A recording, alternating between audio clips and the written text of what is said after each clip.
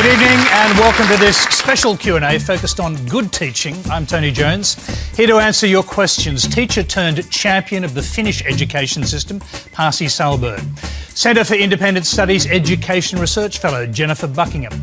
Primary school teacher, Gabbie Stroud, who quit the profession she loved in frustration. Award-winning classroom and YouTube maths teacher, Eddie Wu. And Indigenous teacher and advocate, Cindy Berwick. Please welcome our panel.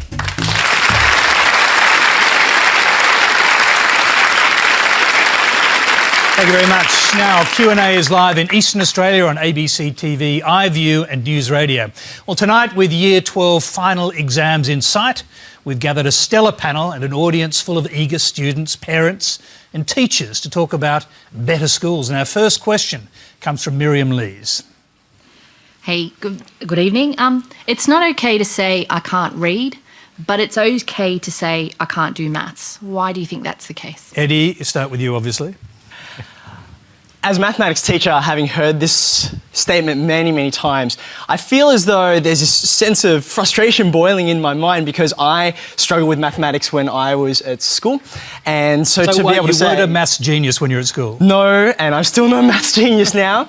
But for me, that always felt a little bit like an excuse. And then I realised, I think, Miriam, that in many ways there was a sense of wanting to have a reason, wanting to have almost... not an excuse, but a reason to say, look, this is something that I've struggled with. Mathematics is hard. Mathematics is abstract. It is, for the last 300 years, all the mathematics that we've invented as human beings have been things that regular people on the street have found mind-blowing. And so we want a reason to be able to say, yeah, that was too hard for me. And I think the reason that we grab for is it's just not my thing. It was genetics, it was society. And so I think it's almost as though we're looking for something to comfort us, to say, this is difficult, there was a reason why, and it didn't have to do with me. Now, Eddie, it wasn't my thing either, as it turns out, even though my dad was a maths teacher, but I do remember from school the square on the hypotenuse equals the sum of the squares on the other two sides, and I didn't really understand it until I saw your WooTube version of this. Now, how is it that you can explain things that many other people struggle with? Well, in fact, I think struggle actually is the key, because at school, the humanities, English, history and drama were the subjects that I enjoyed most, Tony, despite the fact that your dad wrote some of the textbooks, Jones and Couchman, if anyone appreciates that classic. Modern mathematics. It was a classy work. But that struggle that I experienced as a student, I still carry with me now after more than 10 years of teaching. And so I can actually look at a student, at the look in their eyes, and I can say, I know what that feels like. And I think that empathy is the key ingredient of great teaching. You would have seen that look in my eyes many times if I'd been in your maths classes. Not to worry about that. Cindy Berwick, now you were a maths teacher for 20 years. I was. So why do you think it is that people say it's okay to say I can't do maths? Why do you think that? Well, I guess unlike Eddie, I actually enjoyed maths. And it was probably because I didn't like literacy and I hated reading. So, I think in those days there was no such thing as literacy and mathematics. So I think I gravitated towards maths because there was nothing to do with reading about it.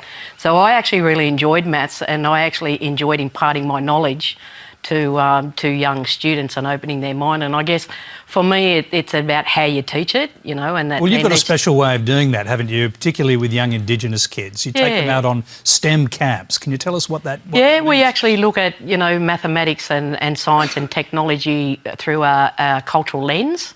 And so we actually teach aerodynamics through the boomerang, and because the boomerang actually led to the invention of propellers, which then led to flight, which then led to, the invention of drones, which now patrol our coastlines and save us from sharks and used in fire and rescue. So there's a lot of things that we do in our camps that relate to...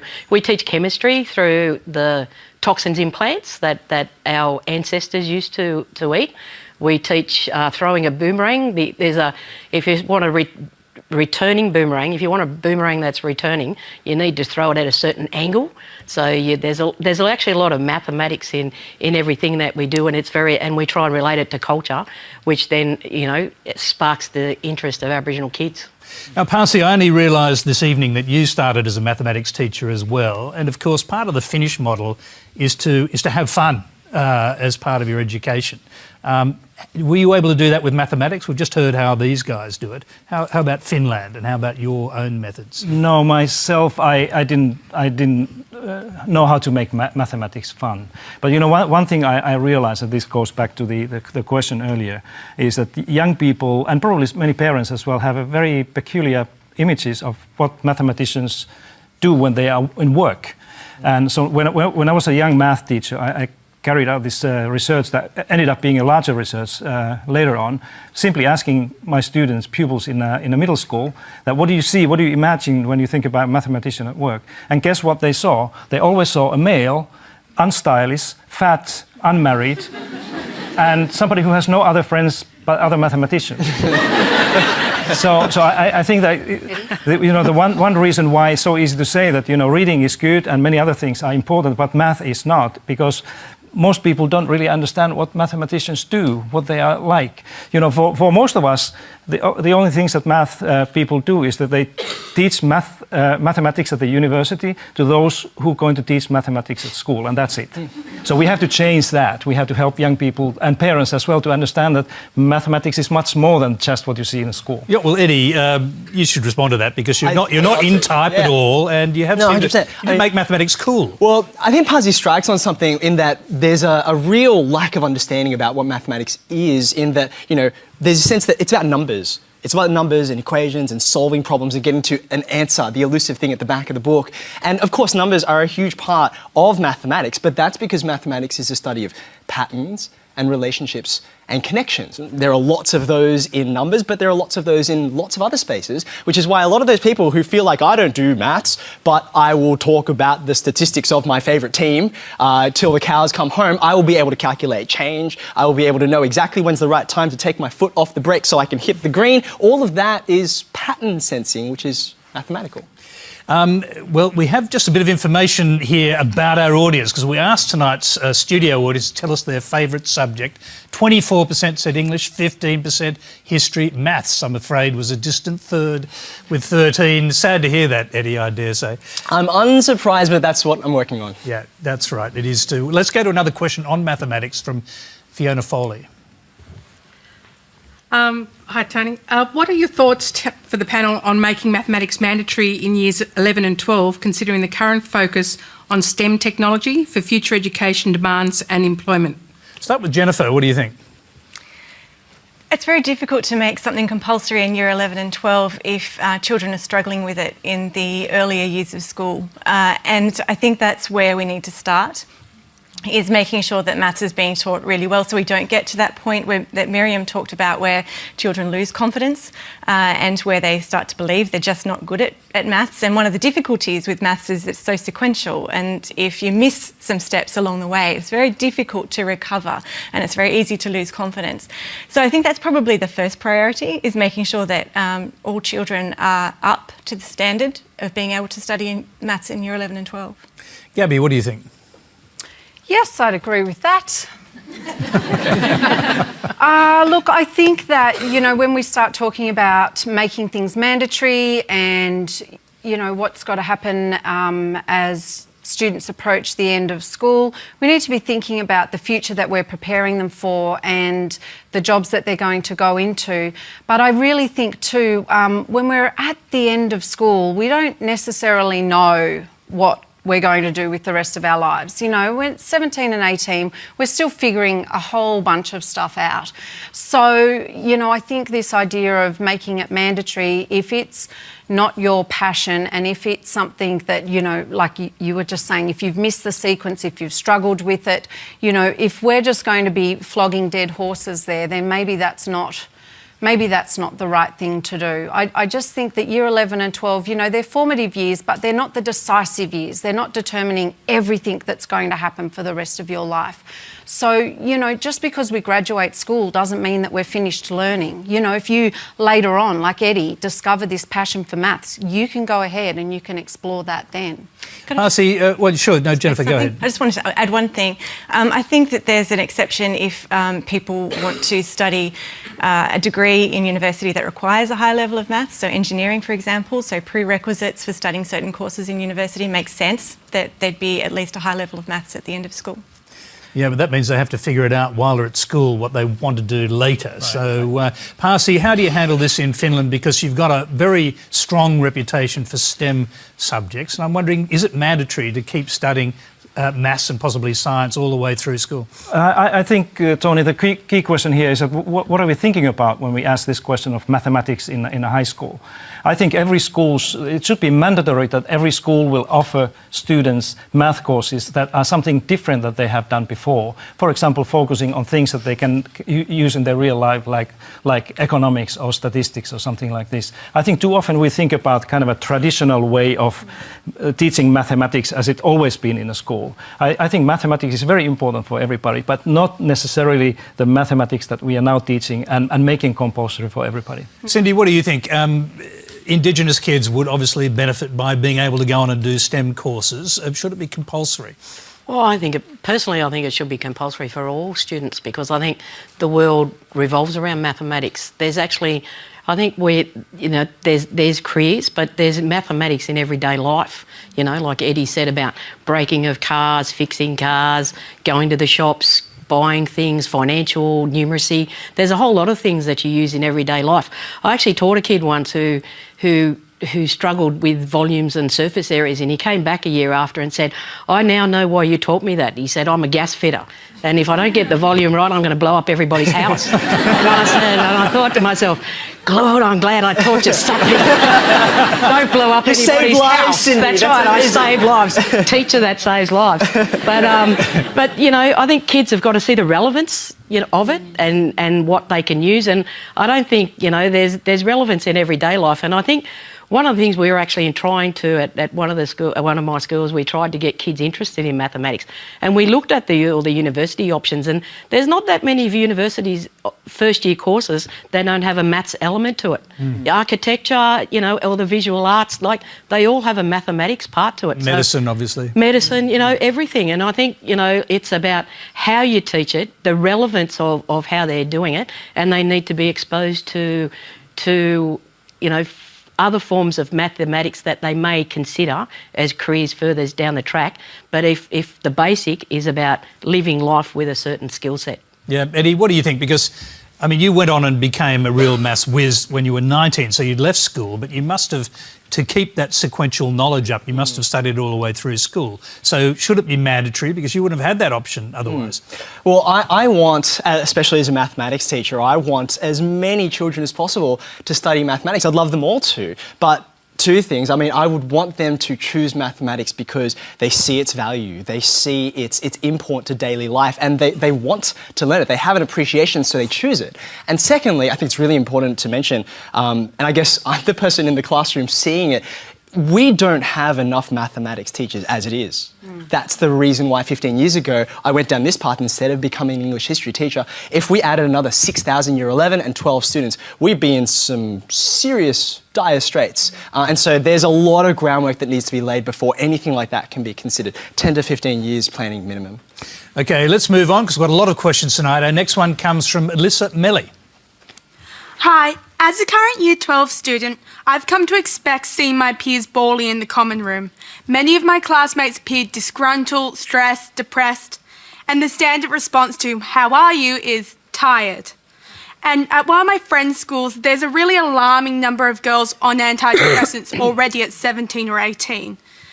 And beyond all the stress, there's an overwhelming sense of boredom as we write the same essays on the same texts again and again and again for about a whole year. You feel like you're in Groundhog Day, and you feel trapped and like you're actually being hindered from learning opposed to being helped. And you can very easily become very apathetic, very resentful, very frustrated. Is there a better way than this? Gabbie, I'll start with you. And with the HSC coming up and other exams throughout the country, there must be a lot of young people feeling exactly like this at the moment. Yeah, absolutely. There's tons of them, and they're not just in Year 12. I think we're seeing a time where education in Australia, we must be getting close to rock bottom, because I think there are teachers that are suffering, there are students that are suffering, and what you're saying, Alyssa, is just exactly that. And I just want to say I am so sorry. I'm sorry that you and your peers feel like that, because that's not what it's meant to be like. That's not what it's meant to feel like. And I think that what you're describing, I loved that description. And your question just gives me hope. You know, you kids are succeeding in spite of the system, not because of it. And your question just gives me hope. And I love that expression, you know, this same essay that I'm churning out all year long. I think actually what you're speaking about is the effects of standardisation that we're feeling completely across the board from kindergarten, because I've taught kindergarten kids that, well, I mean, they didn't feel it in my class, but, you know, but, you know, we see these effects, you know, right through till year 11 and when year you're talking 12. about standardised testing, aren't you? I'm talking about standardised testing, I'm talking about a standardised curriculum, and I'm talking about professional teaching standards. And it's this blanket, one-size-fits-all, let's just churn it out and, you know, sprinkle out the education on all these kids, and presumably, you know, they'll all come out the other end and, you know, things will all be fine. And we'll collect a whole bunch of data on it and the graphs will go up. And, you know, I'm here to tell you they're not. The graphs are going down, the students are disengaged, the teachers are struggling, and something needs to change. Let's hear from Jennifer, because I think you believe that testing is vital. Is there a better way, is what our questioner is asking, than the constant pursuit of a higher ATAR in the HSC and the standardised testing that leads up to that over many years? Well, there's testing and there's testing. The HSC is a very stressful experience, and because it is high stakes, there's a lot that hinges on, or that students at least feel hinges on them getting an ATAR that enables them to do what they want to do, which is interesting in a way because there are more alternative routes into university now than there ever was. You know, when I did the HSC, it was TER or bust. You know, there weren't any other ways that, you know, really you could get into a university course. So that world has opened up a little bit. With respect to NAPLAN, though, I think that that's quite a different question. NAPLAN doesn't have the sort of stakes attached to it for the student particularly. You know what, we'll come on to HSC NAPLAN in more detail in a little while. Stick just for a moment to, is there a better way than the HSC with all this stress laid on many students across the country? Not only the HSC, of course, but the other versions of that in different states. Yeah, they may well be, and different states do different things. And look, if students are feeling as though they're writing the same essay multiple times all throughout the year, then that shouldn't be the case. That shouldn't be the way that you achieve a high score or that you show what you've learned. So there must be a better way if that's the way that you're being taught. Pasi, what do you think? You've been here long enough to kind of work out how we do it in New South Wales and other states. What do you think about that? And what do you think about the stresses that these HSC students in New South Wales are facing now and in other states in their different exams? Yeah, I think this is first of all, this is a very important question. And, you know, if I compare that to what is happening to people like you in many other countries, certainly in my old country, Finland, is that Australia has the highest compulsory instruction hours required from your children throughout their compulsory education than any other country in the world, let alone Finland. So it means that you already have a kind of a packed school years full of instruction, and school days are much longer than elsewhere. That's why you have much less time for play and many other things, and recess and those things that make your school day lighter and more comfortable. And that's a big difference if you compare Australia to almost any other country in the world, certainly Finland, that the students all the way up to the 12th grade have much more time during the school day to do other things than study and sit in a classroom. And the other thing, of course, is you were asking about is there another way, is that you could have much lighter way of employing those standardized tests and control systems on your schools that you have right now. That's what I've learned during my time here. Eddie, what do you think? I really sympathise with this as well. I mean, Year 12 was a tough time for me. There was a lot of family stuff going on. My mum was really sick, and just you add on to that this incredible amount of stress. And I think there is a better way. I think about, for example, if you ask someone, you know, you play the violin, that's amazing. You know, you're an 8th grade violinist. How old is an 8th grade violinist? And the answer is they're 12, or 33 or 70? And the answer is whenever they are ready for that, they will go ahead and learn it. And I learned mathematics in a way that sort of, we have this conveyor belt, unfortunately. It's not just mathematics, in fact, it's all of the curricula around Australia. We say, okay, it's time to move on from this. You know, I'm afraid to ask this, but Elizabeth, do you study mathematics? I don't do any math. All That's okay. arts and humanities. No, it's totally fine. Once upon a time in year 9 and 10, you had to do maths. You probably learned about these things, you know, trigonometry, sine, cos and tan. Somewhere in your deep repressed memory, all of you have that there. And the thing was, you know, that's getting at something very simple about how positions relate to each other. But most people probably learned, oh, sine of this angle gives this number. And then before you could pause and understand what that really represented, you got tested on it and then it was time to move on. And unfortunately, I think it's that very industrialised model toward learning, which does treat everyone much like, you know, oh, you're 15 years old, it's time for you to learn calculus. I think that that's a real misrepresentation of what students are. They're human beings, not machines in a factory. And I think that it's true. We have to be able to break a few things to be able to get to that system, because we're not going to get there through evolution. It's going to take something more dramatic than that. Cindy, just give us a kind of a picture of what it's like in your school when you see your students facing these kind of stresses with the HSC coming up. Oh, look, my heart breaks. I mean, you know, the first thing I'd probably say is I'm glad I'm not a student now, because things are a little bit different back in my day. And I think, you know, we need to actually, you know, go back to trusting the profession and trusting in the professionalism of teachers. And how they teach kids and where they teach it, rather than standardised testing. Okay, let's move on, because we've got another question. I said we'd go to NAPLAN. We've got a question on that from Megan O'Grady. Hi. Hi there. Both primary schools and high schools are becoming more like marketplaces and less like education institutions, with NAPLAN and HSC results as the most valuable assets as opposed to student learning and well-being. Could this be the reason for the poor results that we're seeing in schools? And could better results be achieved through a focus of student engagement and personal achievement? Jennifer, I'll start with you. Linking NAPLAN with, you know, as a cause of poor results doesn't really make a lot of sense to me. It's sort of like blaming the X-ray for the fracture. The NAPLAN puts a bit of a spotlight on what the level of performance is, and it's only a gauge, and as you know, it's only 1 day of reading, and it's only every 2 years, and it's a snapshot at that point in time of where a school is progressing, you know, where the students in a school are progressing with their learning, and it's just providing information that wasn't there before. So before NAPLAN, we didn't have any kind of data about progress of students in the key areas of the curriculum, so in literacy and numeracy.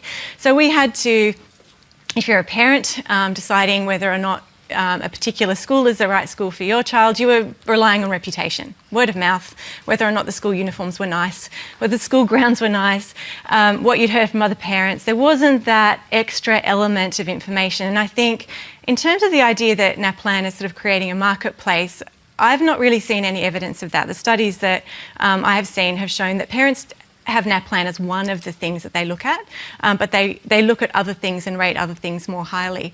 So I think NAPLAN, I think it's useful, but I think it has to be kept in perspective. Gabbie.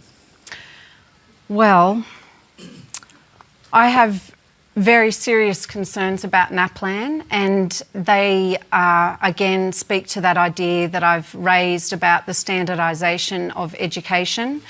And I'm really actually quite tired of hearing about how NAPLAN's just a snapshot and it's just a couple of days and it's just this and it's just that. Putting the word just before these things doesn't absolve NAPLAN of the impact that it's having on our students. So Alyssa's question earlier, or her comments, you know, Alyssa's of the generation now, she would have been doing NAPLAN right from year 3 all the way through. And what we're seeing now are our students are disengaged, they're disheartened, you know, they're not excited to come to school, they're not enthused about their learning, and this is the effect that NAPLAN's having. Gabbie, what about the effect on teachers? It's teaching special. Well, how did it affect your teaching, for example? Look, it's offensive to me to hear that, you know, before NAPLAN we didn't have any data. We did. We have teachers. You go in and you knock on the... Thank you. as a teacher, I do incredibly important work. I engage with these students and I follow them step by step through this learning. And I can tell you at the end of the day, albeit that I will be exhausted, but I can tell you what that child can read now and what new gains they made with their writing and where they're up to with their maths. I am human as instrument assessor, and that's important. That is valuable. And all of this, you know, we'll throw out the NAPLAN test and then we'll get this result. You know, saying that it's like blaming the X-ray for the bone being broken. The bone's not broken. We have teachers there and they have important skills, they have important understandings about assessment, and we need to value them because we are losing that, and it's a great, great tragedy. Brief answer on this one, but you can hear your frustration. I mean, I can hear it too. I'm ranting and I'm sorry. No, not at all. You're telling us what you think, and actually it's important because this seems to be why you left teaching, a profession you loved. Yeah, I did, because in the end, I felt that I wasn't being valued. And if I could just, you told me to be brief, I'll say it really quick. At the end of my teaching career, I thought I was burnt out. I thought that's what had happened to me. But I've since done a whole bunch of reading and a whole bunch of research on this, and I realised that I wasn't burnt out. I was suffering the effects of demoralisation. And what demoralisation is, it's different to burnout, but it has similar symptoms. Because burnout suggests that I didn't manage my resources well enough, that I didn't take care of myself well enough, that I didn't get my assessments done on time, that I should have done a bit more yoga and maybe eaten some more vegetables, right? Demoralisation is something very, very different. Demoralisation is this idea where you as a professional know very, very clearly what is best for your students and the direction you should take them in, and you are told again and again to go in another direction. And that is demoralising. I'm sorry, I'm going to get upset now, but that is demoralising for me as a professional, for someone who brings herself to the classroom and to the work and to those children every day. So I think we need to start having a very serious think about and conversation about NAPLAN and the impact that it's having, and more broadly that idea of standardisation. Pasi, Jennifer, I know you want to come in. I just want to hear from Pasi first, and I guess I want to hear, if you don't have this kind of standardised testing in Finland, what do you think? How do you think your teachers would respond to it if it were introduced, in the same way as what we're hearing, or would they accept that you need to have a gauge of how well schools and teachers are going and how well students are measuring up against some standards? No, I think that the teachers' response certainly would be a strike or something similar. And the response, exactly as you said, Gabbie, that the teachers in Finland would say that we have the way to report to the parents how your children are doing. By the way, I think it's a very fair question.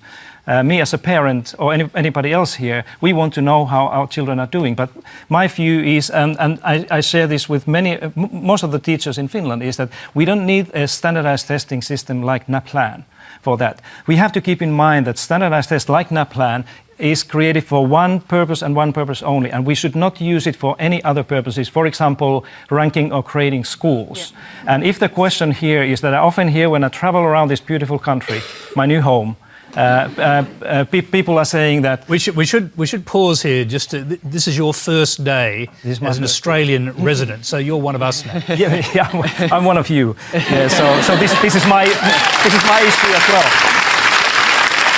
So you know, if the question is, and again, this is a very fair question. If you're a taxpayer, as I will be in this country as well, many of you, I think it's a fair question to ask that how are the school system, how the kids are learning.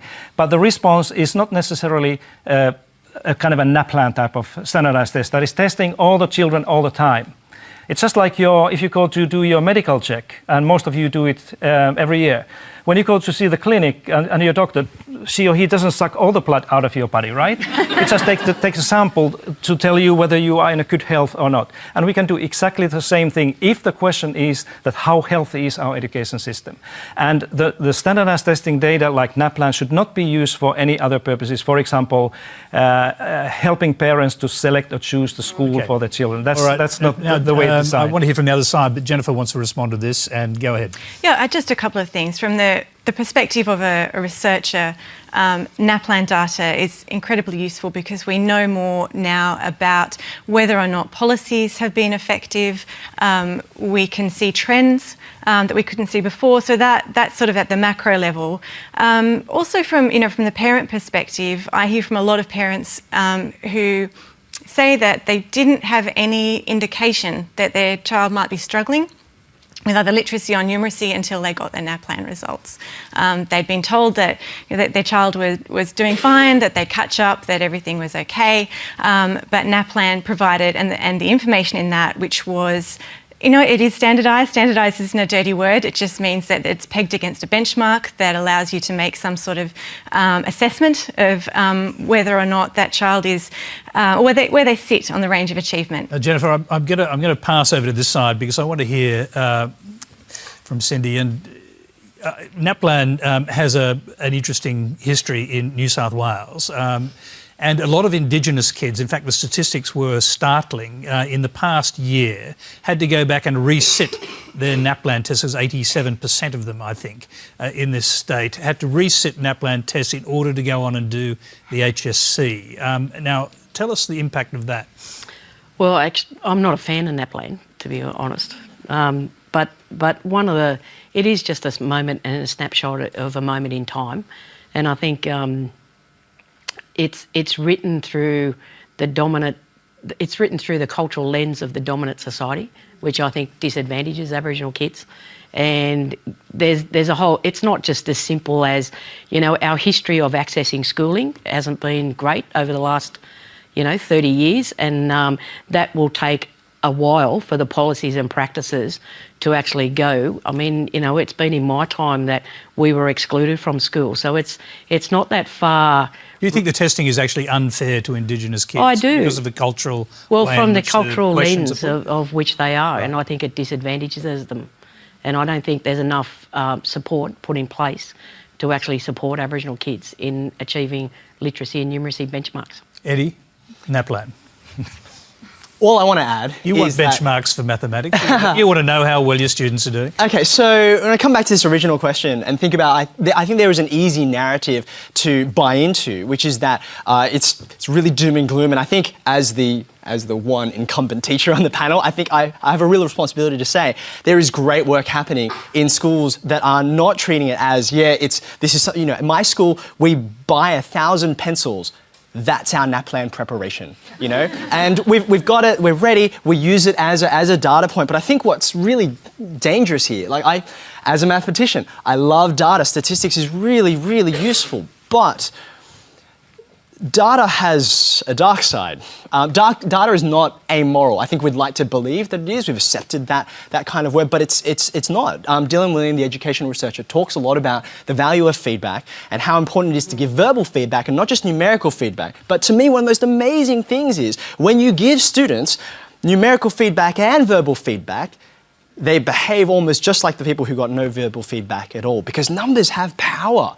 You look at, it's heartbreaking whenever, and it's not just NAPLAN, I'll have my Year 12 students and they've just gone through a set of exams, and the first question they ask is, what was the test out of, so I can work out what 50% was? And then they can work out whether they're above or below this arbitrary line, because that number speaks to them in a way they can't quite express, but is super dangerous. I think we just have to recognise that these tools often have a very good intent behind them, but they often have more power than we intend. Let's move on because as I said, we've got a lot of questions. This one's from Vivian Zhu. This one is to Mr. Sahlberg.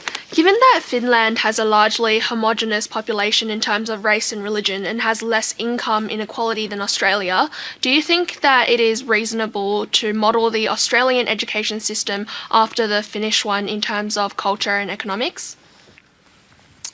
Pasi, go ahead. No. Do you want to hear more? No, I think in general it's a very dangerous idea to try to imitate or model any education system, whether it's a Singapore or China or Canada or whatever. I think it's a wrong way to think altogether. I think what Finland or other countries can offer to Australia is a kind of an interesting new space to think about all these practices that you do. For example, this NAPLAN that we discussed. Just go around the world and ask how different countries like Finland or Canada do the same thing that you do here through your NAPLAN. And you see different things that leads to questions that, why do you do those things? Why don't you have the same thing as we have here? So that's the kind of right way to use the countries, not to imitate or try to copy what the other countries do. Let me just point out one thing. It was actually, I think you initially also asked about the nature of the degree, the master's degree, which is required for all teachers in Finland. Now, that's something that hugely distinguishes the Australian and Finnish models. If you had to have a master's degree to teach in this country, would that change things? Again, Tony, I think it depends on what this master's degree entails. And there are a lot of studies actually that show that the level of degree doesn't really make difference regarding the students' learning. It makes a difference, doesn't it, to how much you pay your teachers in Finland, because and also to the degree of respect that they have in the society. It does, but going back to this degree question, for example, if you have primary school teachers like Finland has and some other countries, or kindergarten, preschool teachers who have studied 4 or 5 or 6 years education, and all kinds of issues related to children growing up. Of course, it makes a difference if you have teachers who have not done that. But if you may have somebody who holds a master's degree and teaching mathematics, but doesn't have necessarily a math degree, a math studies, it doesn't make any difference. So I think when you look at Finland and other countries with this question in mind, you always have to ask this question that what do these people actually study? What is a primary school teacher in Finland when she or he graduates, studied during the 5 or 6 years, and then ask this question, does this make any difference when she or he is in a classroom? I presume you must have thought it made a difference, or you wouldn't have had that as part of the absolutely. model. Yeah, absolutely. And what sort of difference does it make? Yeah, and not only does it because... make better teachers if they're more educated? Well, not necessarily better teachers in terms of pedagogy and what the teachers do, but one important thing for teachers is their kind of a self-esteem. In my country, we want to have teachers with a self-esteem that they feel that they are professionals just like medical doctors and lawyers and others. And if you don't have the same degree, same level of preparation for that, it's very hard to sit now, you did slip back there to say my country when this is your country. Sorry. You want me to start from the beginning? No. We can talk about that later. You got my point. We'll come back to that. Yes, I do. Okay. We'll come back to that. Okay. Next question from Erin Kim Rich. Hi. I'm a teacher who works in disadvantaged schools. The latest PISA results tell us that inequality is getting worse and the solution is needs-based funding. Despite this, the government has allocated $4.6 billion to the private and Catholic sector, essentially turning its back on public education, which houses approximately 65% of the New South Wales student population. As a teacher, I see the impact of these funding wars, the inequality of having to share one book between two, a lack of computers, and depleted student motivation over summer in heat of 40-degree classrooms. How do I keep my students motivated to learn in the face of these political decisions? I'll start with Cindy. How do you keep your students motivated to learn if there is inequity and they see it? If they see very rich and wealthy schools in the big cities and then they see the situation they face, how hard is it to motivate? That's a really hard question. That's exceptionally hard because I think, it's about to get kids motivated to learn. It's a lot more than resources too. I think governments is focused on money and focused on what they can, but it's about what you do with the money and the implementation of thinking outside the box. And the problem with the system at the moment is that people want to be innovative, but they're risk averse, and the governments are risk averse. So they don't want to take the risks of doing something different, which you could do if you actually had resources to do it. So I think, to get kids motivated to learn, it's a really difficult question, and it's really about the teacher and the school and the system and the support the system gives and the ability to actually do things a little bit different and innovative. especially in disadvantaged schools. Eddie, let me ask you this question, because you went to a selective school in Sydney. You taught at that school.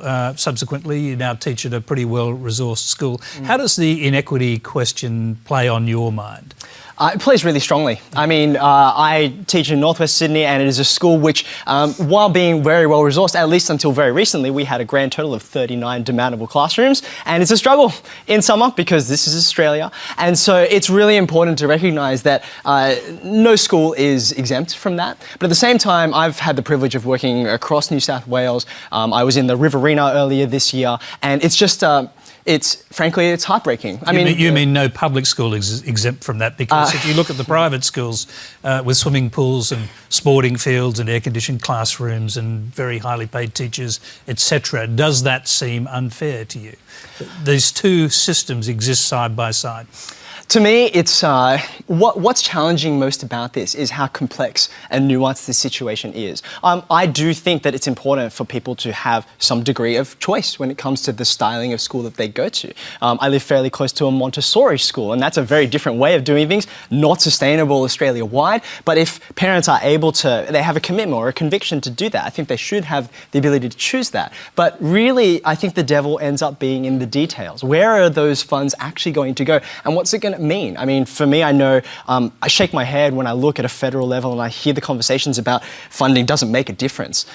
Class sizes don't matter. For me, I understand, for example, I can take a Year 12 Extension 2 class and give me 60 kids, they'll just go to town.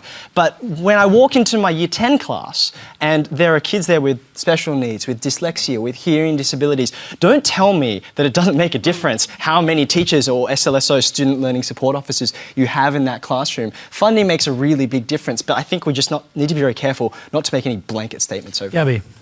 I have lots to say about this. I think that for a long time in Australia we've been trying to offer the champagne education on the beer budget, and we could always do with more funding. I think that, you know, when I hear this expression that we should have needs-based funding, which is, you know, something that we hear in the media and politicians saying, as a teacher, when I hear that, needs-based funding, I know that kid. I've taught that kid. I've given breakfast to that kid. And we need to put a face to these words that we bandy about when we're talking about education. I think too, I think that we need to get really clear about the language that we're using when we're talking about this, because I know that there are plenty of Catholic schools out there in regional and remote communities where we're fundraising to raise money for everything, all the time. It's not always Kincoppel Rose Bay that we should think of when we hear about Catholic schools. The other thing is that I am so sick to death of politicians using funding and education as a political football every time there's an election, and just, you know, because we'll have another one, won't we? Again and again, and we'll be, you know. So this needs to stop. We need to get clear about this, because I can tell you the story of the little boy who needs that funding. And we need to get really serious about this again, just like I said with NAPLAN. It's the time has come. We can't just keep, you know, paddling along with this. Jennifer, give us your perspective on needs-based funding, on the nature of the argument we're having about, or the national discussion we're having about equity.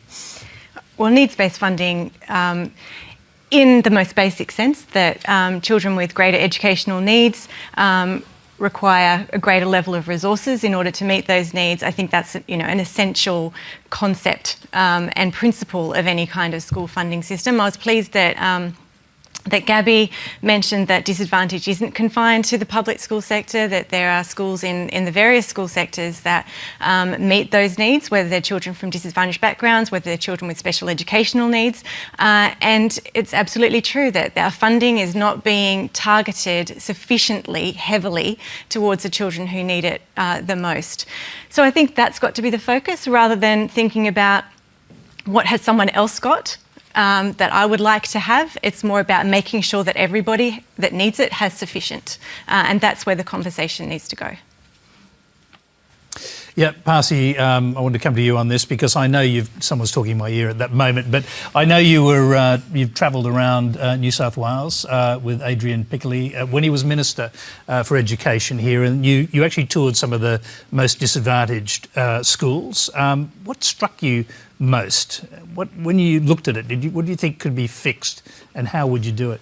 It's exactly this thing that colleagues have been talking about here, that when I see the schools where there are obviously needs for children to get support and help and different types of programs, those resources, they're often human resources, but often also money is not available. That's something that in many other countries in the world, when I travel around, I see exactly the opposite, that the resources and investments are going to those communities and schools where there are more needs in the children. You know, there are many things I still don't understand in my new country here, and one of them is, going back to what Eddie was saying, that these very same people who say that money doesn't make any difference in education, then all of a sudden sign a $4 billion check for those schools that actually already have a lot of money and resources. So that's the kind of, if you put Australia into the big picture internationally, one thing that makes this education systems here very different is the way they are funded.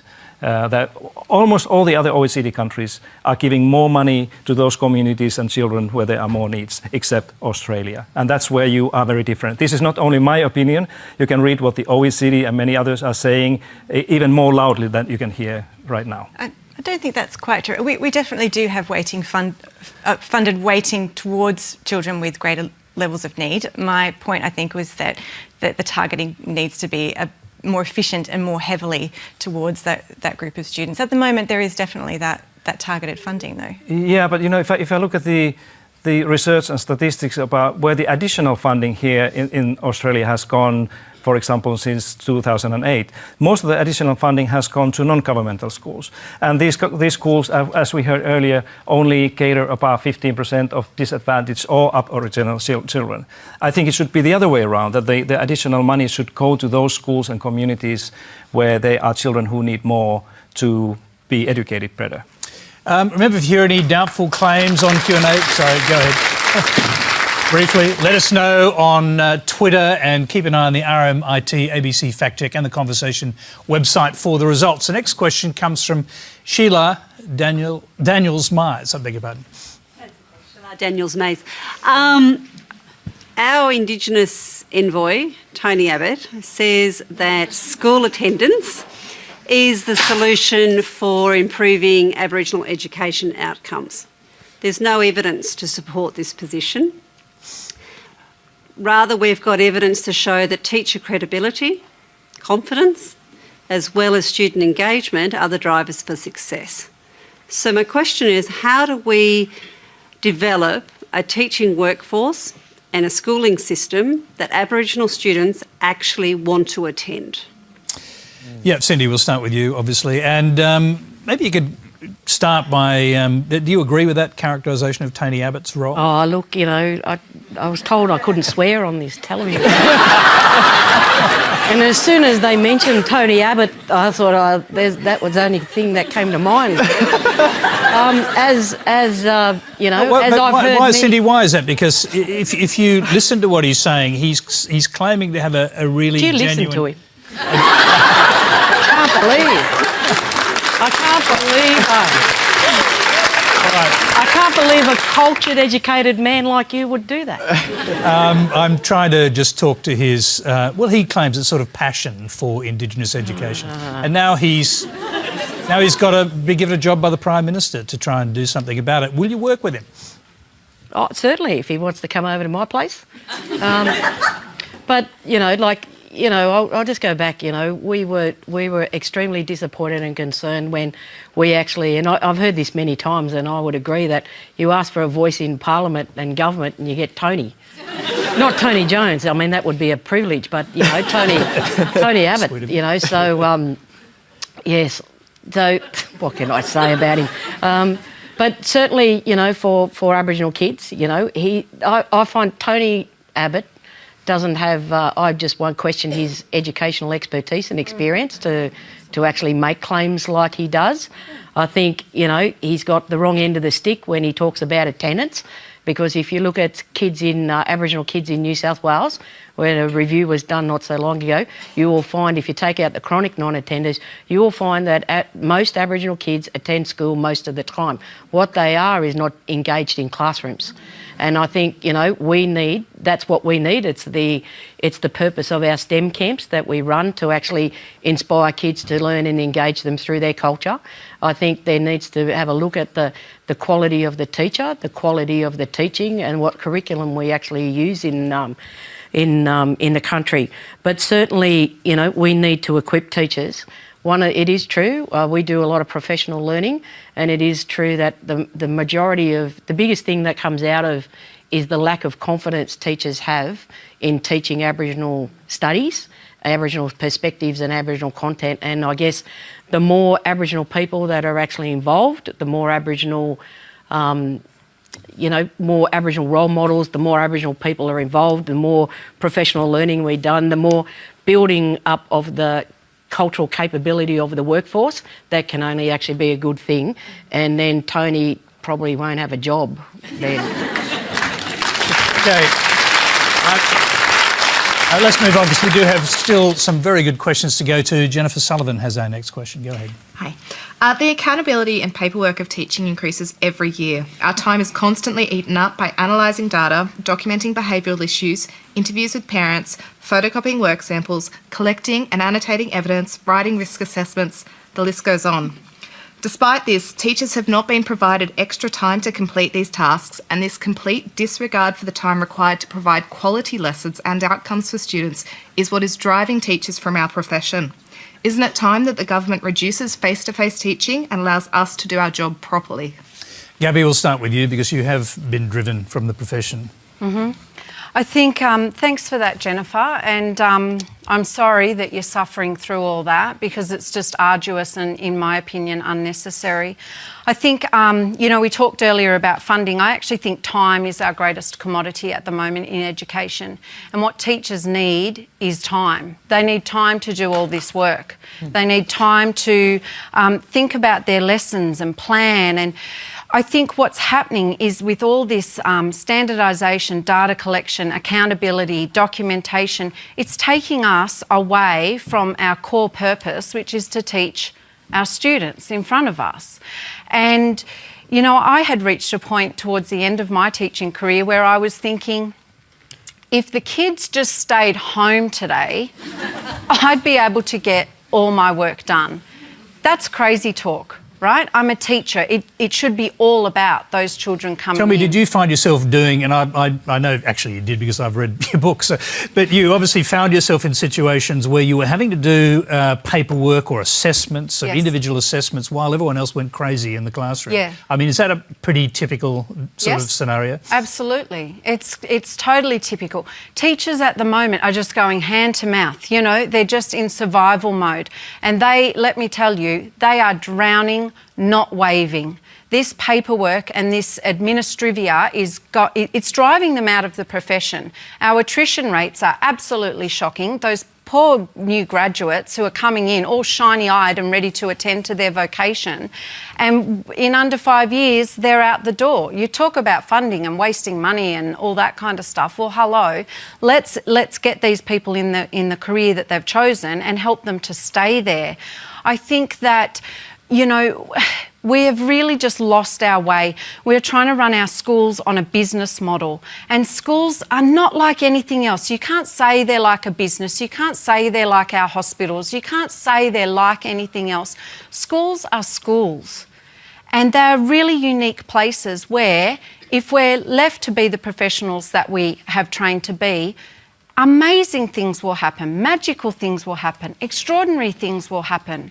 But at the moment, we've got too many people trying to layer all these things on us to tell us how to do our job. And it's crippling, it's debilitating for all our teachers. Okay, let me hear from Eddie, because you still remain bright-eyed as far as I can see. How have you managed that? And does this story not ring true to you, or...?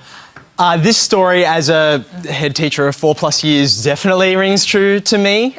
Risk assessments, reading 350 report comments of a weekend, this is life in a school. I think for me, what is the most important thing to say. Well, there are two, I think. Number one, all these things, I'm very eager not to lose the baby with the bathwater. I think all of these structures are great servants and terrible masters. And the problem is when we miss their purpose, or they get in the driver's seat and end up telling us as professionals what our job is and how to do it effectively. I think that's a complete reversal of the way things should be. But when I think about why is this here? Well, I was heartbroken when I heard about it. Was late last year. There was a school and it was teaching the wrong mathematics course to its students, and we don't want that to happen. Now the problem is, this is a bigger problem. Why do we live in a society that's run by compliance and regulations that we have to tick boxes to? It's because of this much bigger problem that the teacher workforce has been driven to, and has been. I mean, I know in that school, I've been to that area. There was no mathematics head teacher in that school. That's why they didn't know that it's easy to get confused. My principal still gets confused about which one of those courses are which. And so there's a real... With all due respect. With due respect, it's okay. He knows. Now, I think for me, this is a symptom rather than a cause, and we need to get at why do we have this system in the first place? Why is it that bureaucrats find themselves unable to trust the profession? That's where we have to attack. Pasi, does this sound familiar to you? Yes, it does. And this is really what you describe is an international thing, practically everywhere. And I think just to illustrate this kind of a problem that we have had around the world, really, that when the authorities are asking or insisting schools to do something more, that they forget to take something away out at the same time. And now when we are considering the Gonski 2.0 and what does it mean for our schools in the future, I think it's very, very important to, every time a new thing is coming into the school and in the lives of teachers and principals, that something else has to go out. I'm going to move on to our next question because we'd still like to get through a few more. Matthew Sly. Hi. I'm in the first year of a master's degree in secondary teaching in maths and science. And despite what the panel have been saying, I'm looking forward to pursuing a long career in teaching. However, news and my own recent experience on prac has led me to believe that children and society at large and parents don't respect teachers as they should. What can be done to improve the respect and standing for teachers in society? Okay, we'll have to keep our answers a bit brief. Gabbie, we'll start with you. I think we have to start remoralising our teachers, because that's what they're feeling. That's what they're experiencing. You mean fixing up their morale? Yeah. Yep, I do. And I think that needs to come from how we speak about our teachers. I would like to see parents not looking at schools as though they are consumers and as though they're the customer and the customer's always right. I don't like feeling that I'm threatened by a decision I made in the classroom using my professional judgment and then being called to account on that. I think there's a lot of language that needs to happen around that, a lot of talking that needs to happen around that, about how we speak about our teachers and how we talk about them and how we address them. And, this idea that parents can just sort of walk in at the end of a school day. I'm a professional. I'd love to talk to you as a parent. I'd love for you to make an appointment so we can have that time together and I can sit down and properly address your concerns. So I think language and the way we're talking about things would be a really good start. And on that note, I'd love to have teachers, instead of saying I'm feeling stressed and burnt out, I'd love to hear teachers saying I'm feeling demoralised, because then we're starting to shift this discussion to being about the system that we're in, not us not managing our resources. Jennifer, let me ask you, first of all, do you see a kind of decline in respect for teachers in the general public? And I'll also get you to talk to that point that Gabbie has made about schools being very different, not being something that you can put economic models around as if they're a business. Sure. I don't think that it's across the board that there's a decline in the status and respect for teaching as a profession. Really? I think... You don't think that? I don't. I think that many parents have a good relationship and respect for their own child's teachers. What we see is, it's a strange phenomenon when you look at surveys about how people feel about the country's education system, that most parents are quite happy with their child's teacher and their child's school, but they have quite a dim view of education across the board. And so it's a strange phenomenon that you see in that respect. Having said that, I think that there needs to be also some acknowledgement that not all teachers are fantastic.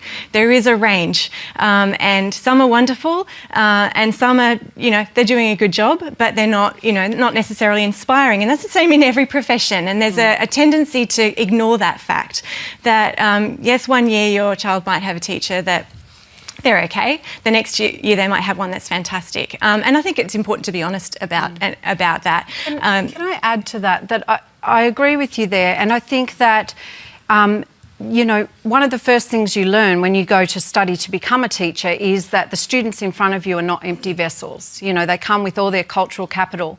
And I think we need to acknowledge too that teachers who go into this as a vocation, they're not empty vessels either. Good teachers are bringing themselves into their workplace as well. And sometimes, a teacher's having a bad day or, there's pressures at home, and because of the nature of the work we do, which is to give of ourselves, that impacts as well. So I agree with you that we need to accept that sometimes not all teachers are performing at, maximum, standard, because we're human. Okay. Yeah. Eddie, I want to get your perspective on this because you may have a very different view, given that, there are millions of people watching your YouTube versions of your classes, that you travel around, speak to packed houses in rural areas of Australia. I mean, do you sense at all this idea there's been a decline in respect for teachers? I think it's really difficult to take a cultural pulse of an entire country. I think there's a real disparate sort of the range of different attitudes toward teaching. I can still think back to when I was in Year 12 and my own teachers found out that I was going into education, and from an academically selective high school, that was just not a thing that was done. That was just kind of, that's really funny. What are you really doing? So I think that I still remember that, and I still remember, the thoughts and conversations that I have with parents at my school of those kids, and I taught the school captain a couple of years ago who is now becoming a mathematics teacher, which is so exciting for me. But also I think your question is very personal in that, what is the thing that you can do? Two things. Number one, you need to guard that hope. You're a teacher. That's your job. I go into this, I remember in my first year teaching a particular class, and they were in mathematics, we call it a Year 10 5.1 class. They've been going through 10 years of mathematics where they just don't get it, and they're probably there mainly because of the minimum school leaving age. And sometime in term 2, halfway through, they said to me, "Sir, you're still here. You're still trying to teach us." And they had gotten used to people giving up on them. And I said Eddie, to him... when that bell goes and we have to stop the class, we're pretty close. I get it. You're a professional, not giver-upperer. That's the technical term. So I think there's that. But there's also 100,000 conversations that are going to happen tomorrow between teachers, between parents and children about what do we think about schooling, and it's in those conversations, that's the way our culture forms our view of education. That's where the difference will be made. Okay, and some of those conversations we've been having here with very eloquent teachers and educators, but that is all we have time for tonight. Please thank our panel, Pasi Sahlberg, Jennifer Buckingham, Gabbie Stroud, Eddie Wu and Cindy Berwick.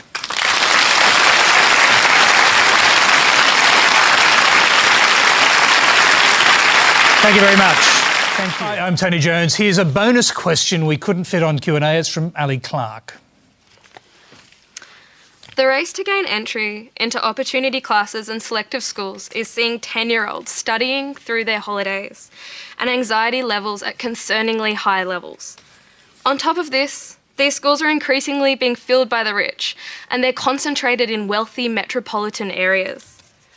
Are selective schools just widening gaps between rich and poor, the country and the city, and creating mental health problems in our youth? Gabbie, start with you. No.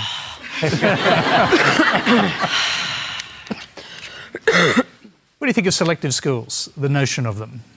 And what do you think about the fact that, as the questioner is suggesting, that you've got kids going to tutors at a fairly young age, working their butts off to try and get into them? Yeah.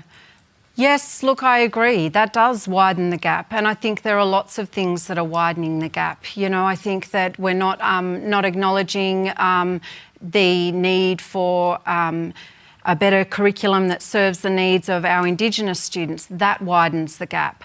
You know, any time we do something in education, it's not good enough just to say what's working. We need to think about under what conditions does this work? And I think that's probably the question we need to ask around that, because, you know, to have 10-year-olds that are cramming to get into a school, that's a tragedy. That's not what learning's about. We've missed the mark. Jennifer, what do you think? I think if you've got a child who needs to spend their whole holidays cramming, or if it's for selective entry into a selective high school, then that's really setting a very, very a huge kind of a huge burden for them throughout the rest of their schooling. If they need to do that to be accepted or to gain a place in one of those schools, then that's the way they're going to have to continue throughout their whole schooling. And I think that's a really tough call. And so while selective schools, I think, you know, they do serve a purpose. I think that it is helpful for children who are academically gifted to be educated with other children who are also academically gifted. But I think, you know, something Eddie said earlier was that sometimes those good intentions can become skewed, and the race to get into those schools just takes on a whole new level of stress, and it's an unintended consequence. Pasi, this is pretty much a New South Wales phenomenon, but you do live here.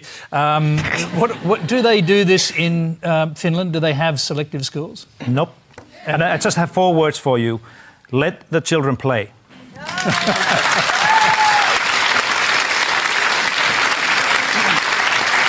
There's a song that goes along with that, but I won't make you sing it.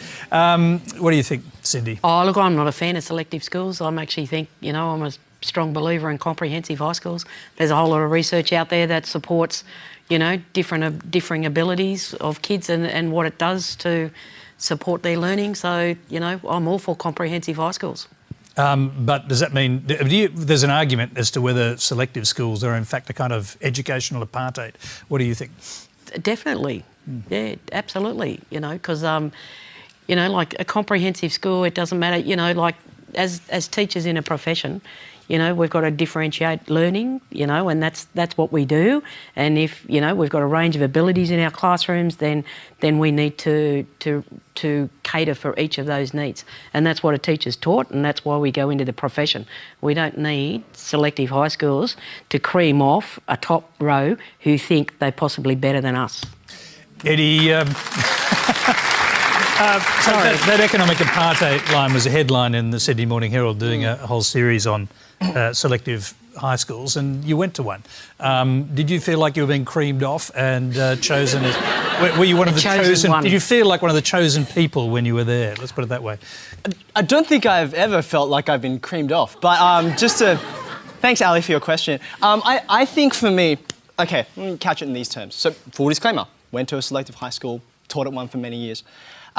We as a country, we love sport. It's one of our characteristic qualities. We believe in identifying elite sportsmen and sportswomen. My kids play soccer on a Saturday morning, and they're not elite material. But I think there is a place for both. I resist the dichotomy that it's just we do it and it's going to be, you know, it's an economic situation that people are going to go for something that they are going to fight for if they know they can get better outcomes, academic or social or otherwise, or we just turf the system. Every system is a compromise, every one. For me, in some way, I can't answer this question clearly because I am who I am in many ways, for better and for worse, because of having inhabited that system. So I'm completely biased. All I can speak to is what I gained from that. The difficulties that I've absolutely seen, I'll never forget watching the ambulance go out of my school because a girl had taken, just before an exam, a whole packet of Nurofen because she was about to go into an exam and she saw no other way because of that pressure that you spoke of. That's real, that's awful. There are more things complex at play than just we do selective schools or not. Well, Eddie, one way or the other, you've obviously given back a great deal and you continue to do so, so we thank you for that, and that's all we have time for. So please thank also our questioner, Ali Clark.